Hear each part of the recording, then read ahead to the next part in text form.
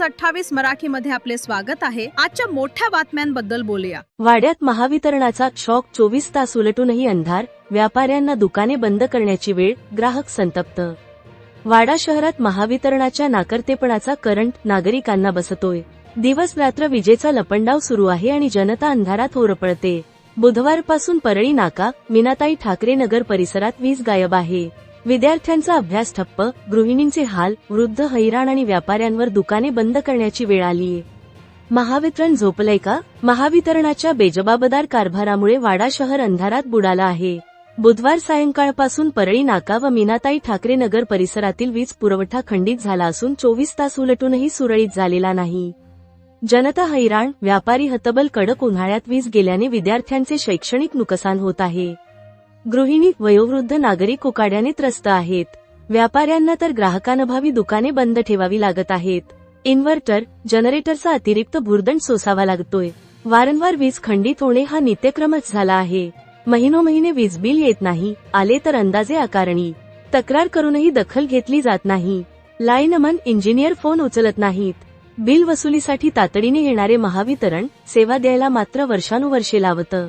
हा भोंगळ कारभार तात्काळ थांबवा, अन्यथा रस्त्यावर उतरून आंदोलन करू, असा संतप्त इशारा नागरिक व व्यापाऱ्यांनी दिला आहे।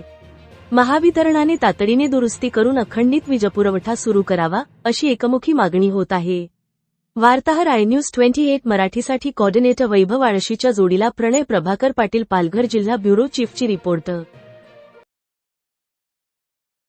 वाडा शहरातील परळी नाका, मीनाताई ठाकरे नगर या भागामध्ये कालपासून विजेचा लपंडाव आहे। काल संध्याकाळपासून जी लाईट नाही आहे ती आत्तापर्यंत नाही आहे, काय सांगाल तुम्ही? रात्रीपासून आपण इथं बघतोय, मदत केली MSEBीच्या कर्मचाऱ्यांना। या लाईटीमुळं पब्लिक त्रस्त आहे, इथे व्यापारी त्रस्त आहे। वारंवार ही डीपी मध्ये ब्लास्ट होतं, वायरिंग जळते।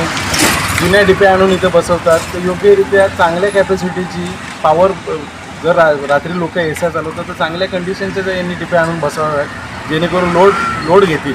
कमी लोडच्या डीपी लावल्यामुळे असे प्रकार सातत्याने होत आहेत। सकाळ दुपार संध्याकाळ लाईट जाते 2-2, 3-3 तास। आता तर रात्रभर लाईट नव्हती, अजूनही लाईट आलेली नाही। याच्याने MSEBीचे एक तर भोंगळ कारभार चालले, लाईट बिल घरपर्यंत येत नाही, जनता त्याला त्रस्त आहे। ऑनलाईन बिलं काढतात, यांच्याकडे परत अंदाजे बिलं ठोकतात, मग यांच्याकडे बिलं कमी करायला यांच्या दालनामध्ये जायला लागते। वारंवार हा त्रास सातत्याने वाढत आहे। काल असं समजलं का इथे आग लागली होती? हो, आग लागली होती। आम्हीच मनीष अडवाणी आम्ही माती टाकून विझवली, डीपी फुटली, तिथं ऑइलवरून पडत होतं। आपल्या सोबत आहेत इथले व्यापारी भरतजी वाडेकर, काय सांगाल काका तुम्ही याबद्दल?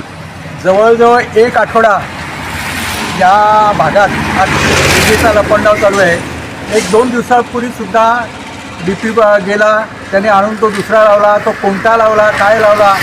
साहेबांना वारंवार फोन करून सुद्धा साहेबांनी त्या जातीने लक्ष दिलेलं नाही आहे। कोणत्या पद्धतीचा डीपी आहे ते आता सांगत नाही आहेत। त्यांना त्यावेळेला सांगितलं होतं का इथे लोड जास्ती आहे, त्यामुळे चांगला मोठा डीपी लावा, पण त्यांनी कोणता आणून लावला त्याचं त्यांनी आम्हाला अजूनपर्यंत स्पष्टीकरण दिलेलं नाही। जवळजवळ या मागच्या आठवड्यापासून काम जवळजवळ बंदच आहे। सर्व कामगार नुसते बसून त्यांना पगार द्यायला लागतो आणि त्याचा भुर्दंड आम्हाला पडतोय, पण MSEBीकडे वारंवार कंप्लेंट करूनसुद्धा ते व्यवस्थित जातीने लक्ष देत नाही आहे। मग याबद्दल तुम्ही काही पाठपुरावा केला आहे का?